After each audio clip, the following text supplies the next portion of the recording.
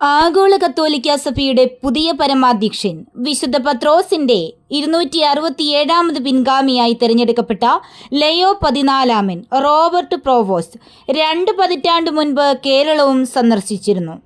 Augustinian സന്യാസ സമൂഹത്തിന്റെ OSA superior general ആയിരുന്ന ഘട്ടത്തിലാണ് അദ്ദേഹം കേരളത്തിൽ സന്ദർശനം നടത്തിയത്. 2004 വരാപ്പുഴ അതിരൂപതയിലെ മരിയാപുരം, കൊച്ചി രൂപതയിലെ ഇടക്കൊച്ചി എന്നിവിടങ്ങളിലെ അഗസ്തീനിയൻ ഭവനങ്ങളിൽ ഒരാഴ്ചയിലധികം അദ്ദേഹം താമസിച്ചു.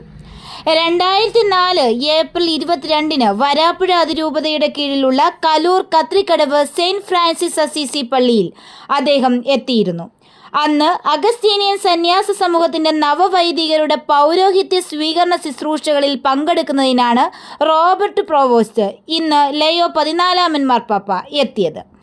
തിരുപ്പട്ട സ്വീകരണത്തിന് കാർമ്മികത്വം നിർവഹിക്കുവാനെത്തിയ വരാപ്പുഴ അതിരൂപത മെത്രാപ്പൊലിത്തയായിരുന്ന റവറൻ ഡാനിയൽ അച്ചാരുപറമ്പിലിനെ സ്വീകരിക്കാൻ മുൻനിരയിൽ അദ്ദേഹവും ഉണ്ടായിരുന്നു.